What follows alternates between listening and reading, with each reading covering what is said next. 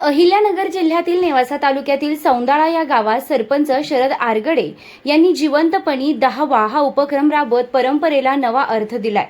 मृत्यूनंतरच्या विधींऐवजी जिवंतपणी माणसाचा सन्मान करण्याचा हा प्रयत्न नेमका काय आहे पाहूया या विशेष रिपोर्टमधून।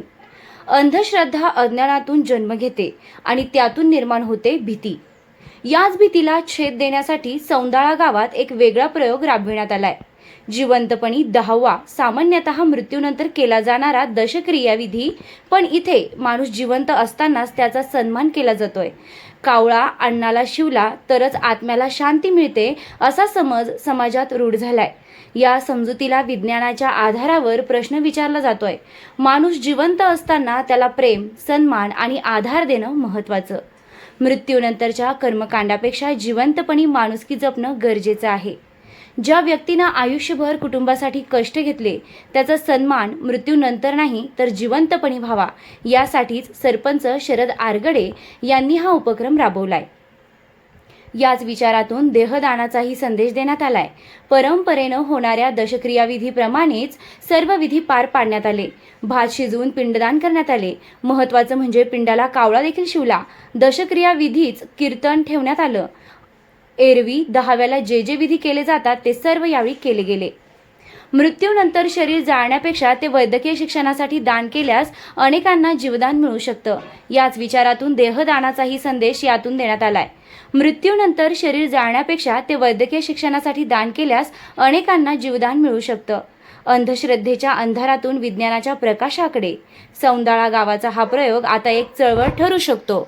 मृत्यू अटळ आहे, पण त्याभोवती निर्माण झालेली भीती आणि अंधश्रद्धा तोडणं आपल्या हातात आहे। सौंदाळा गावानं घेतलेलं हे पाऊल समाजाला नवा विचार देणारं ठरलंय। जिवंतपणे दावा घातला म्हणजे अंधश्रद्धा दूर करण्याचं कारण आहे। दावा घालण्याचं कारण म्हणजे अंधश्रद्धा, एवढंच की अंधश्रद्धा दूर झाली पाहिजे। आता काही घालते काही नाही घालायची। पप्पा बोलत होते दावा म्हणजे एक अंधश्रद्धा आहे, कावळा शिवणे हे करणे। मग ते बोलले की मी स्वतःचा दावा घालतो। मग आम्ही आत्ता त्यांचा दावा घातला, कावळा पण शिवला। सगळी अंधश्रद्धा आहे। इतर लोकांना हेच सांगण्यात येईल की अंधश्रद्धाच ही, तसं काय नसतं की कावळा शिवतो, जिवंतपणे दावा घातलेला आहे। त्याच्याबद्दल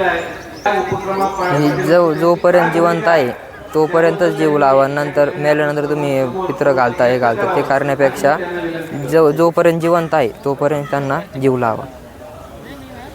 हो, हाच एक संदेश द्यायचा आम्ही प्रयत्न केला। दहाव्याच्या निमित्ताने ज्या समाजामध्ये आपल्या विविध अंधश्रद्धा आहेत त्या खऱ्या अर्थानं दूर करण्याचा हा आजचा कार्यक्रम होता। आपण बघतो की कावळा शिवण्यावर अतिशय महत्त्वाचा भर दिला जातो, परंतु कावळा शिवणे हा 100% अंधश्रद्धा आहे। याच्यामध्ये कावळ्याच्या बाबतीमध्ये कुठंही त्याचा उल्लेख दिसत नाही, परंतु आपल्याला माहिती आहे की कावळा हा खऱ्या अर्थाने त्याला माणूस जिवंत आहे की मेलेला आहे हे माहिती नसतं। तो त्याचा आणण्याच्या शोधामध्ये त्या ठिकाणी आलेला असतो। आणि या अशा छोट्या छोट्या ज्या अंधश्रद्धा आहेत याच्यातून खऱ्या अर्थाने मोठ्याला अंधश्रद्धा निर्माण होतात। म्हणून प्रत्येक गोष्ट आपण चिकित्सक वृत्तीने बघितली पाहिजे। याच्यासाठी आजचा हा जो काही कार्यक्रम होता तो 10व्याचा आयोजित केला होता। होतील, कारण काय आहे, आता हा प्रबोधनाचा भाग आहे। स्वीकारायचं किती जणांनी स्वीकारायचं, किती जणांनी नाही स्वीकारायचं हा ज्याचा त्याचा विषय आहे। परंतु आपण बघतो की 10व्याला असेच काही ठिकाणं निवडले जातात का तिथं कावळ्याची संख्या खूप मोठ्या प्रमाणामध्ये आहे।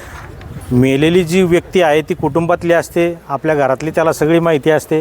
मग जर 10वा जर घरीच आपण केला तर खऱ्या अर्थाने जर ते कावळ्याच्या रूपात जर ती व्यक्ती येत असेल तर त्यांनी घरी पण आलं पाहिजे, अगदी स्वयंपाक खोलीपर्यंत जरी आलं पाहिजे, असं माझं मत आहे। म्हणून कावळा ही 100% अंधश्रद्धा आहे। त्या 10वा हा जो विषय आहे, माझं मत आहे की जो कोणी मृत व्यक्ती आहे त्याच्याप्रती ऋण व्यक्त करण्याचा तो दिवस आहे। त्या दिवशी जे काही प्रवचन कीर्तनं होतात त्याच्यातून समाज प्रबोधन व्हावं। त्या मृत व्यक्तीच्या विषयी ज्या काही आठवणी आहे त्याला उजाळा द्यावा, याच्यासाठी तो 10वा किंवा 10वा हा 10वाच नाही 5वा पण असू शकतो किंवा 7वाही असू शकतं। अशा पद्धतीने साजरा केला तर काही वाईट नाही। काही प्रतिज्ञापत्र तयार केलेलं आहे. हे विधवा महिला सन्मान हा आम्ही सौंदाळा ग्रामपंचायतच्या माध्यमातून देखील ठराव घेतलेला आहे. आपण बघतो की एखादा व्यक्ती ज्यावेळेस मरण पावतो तर त्याच्या अंत्यविधी व्हायच्या अगोदर त्याच्या पत्नीचं कुंकू पुसलं जातं, बांगड्या फोडल्या जातात, जोडवे काढले जाते, मंगळसूत्र काढलं जातं. तिला अतिशय हीन वागणूक दिली जाते आणि तिला चूल आणि मूल याच्या व्यतिरिक्त कुठलाही अधिकार नाही. तिनं घराच्या बाहेर पडायचं नाही. अशा पद्धतीच्या प्रथा आपण लादून ठेवतो. परंतु जर चांगला विचार केला तर घरातला कर्ता पुरुष गेल्यानंतर तिच्यावर मुलांची जबाबदारी असते, वृद्ध सासू सासऱ्यांची जबाबदारी असते, सगळ्या कुटुंबाच्या खर्चाची जबाबदारी तिच्यावर असते. ती जर घरी राहिली तर मग हे सगळं कुटुंब 100% उघड्यावर पडेल, वाऱ्यावर पडेल आणि मग त्यांचा उदरनिर्वाह कसा होईल. म्हणून तिला बाहेर पडणं गरजेचं आहे. समाजाने तिला आधार दिला पाहिजे. नको असलेल्या ज्या गोष्टी त्या सोडून दिल्या पाहिजेत. तिला धार्मिक सण उत्सव या सगळ्यामध्ये सहभागी होण्याची परवानगी सगळ्यांनी दिली पाहिजे. आणि दुसरी गोष्ट, या सगळ्या गोष्टीला समाजाने साथ दिली पाहिजे. समाजाने तिच्यासाठी त्यांचं योगदान दिलं पाहिजे. आपण त्या पद्धतीने वागत नाही. तिला आपण हीन लेखतो, परंतु तिला देखील स्त्री पुरुष समतेनुसार जगण्याचा अधिकार आहे आणि ही विधवा प्रथा आम्हाला मान्य नाही. म्हणून खऱ्या अर्थाने आजचा मी जो काही प्रतिज्ञापत्र करून ठेवलं आहे ते त्याच्यासाठी केलेलं आहे. नाही, त्यांनी हा निर्णय घेतला तो एकदा म्हणजे असं चांगला घेतलेला आहे. त्यांना त्या कृतीतून त्यांना जगाला दाखवून द्यायचं आहे. कारण की अंधश्रद्धा नको आहे. कारण की कावळेचं कसं होतं, समजा इथं खायला आहे म्हणून कावळे येतात आणि ते भुकेलेले असतात ते पण खाऊन जातात. आणि आपण जेव्हा दावा घरी करतो तेव्हा तिथं काही नसतं ना, समजा असं पाणी पण नसतं, खायला पण नसतं, तिथं नाही आहे. त्यांचे ठिकाण ठरलेले. इथं एक ठिकाण आहे आणि प्रवाळ संगमला तिथं पण एक ठिकाण आहे. कोणी नाशिकला करतं, वेगवेगळ्या ठिकाणी पण दावे करतात. कारण की ते कावळ्याला एवढी भूक लागलेली असते ना की बस ते कावळे म्हणजे त्या भुकेपोटी तो घास उचलला जातो. कारण की आपल्याला असं वाटतं नाही कावळा शिवलाय बा आणि आता समजा ते मोक्ष भेटला असं काहीतरी म्हणतात ते. आता जो आपण म्हणजे माझं असं सांगणं राहील की समजा तुम्ही तुमच्या आईवडिलाला जीव लावा, सासू सासऱ्यांना जीव लावा, तुम्ही खाऊ पिऊ घाला. आणि समजा आपण काय करतो, मेल्यानंतर दाव्याला करतो. दाव्याला ते स्वयंपाक केल्यानंतर कुणी म्हणतं आम्ही दाव्याचं खात नाही, त्या रव्याचं खात नाही. मग ते अन्न वायाला जातं, ते आपण इथंच फेकून देतो. ते कावळे तर ते म्हणजे खाल्ल्या जातं समजा. पण तुम्ही एवढा नाश करण्यापेक्षा एखाद्या आंधळ्या अपंगाला, मुक्या बाहेरांना तुम्ही ते अन्न त्यांना द्या ना.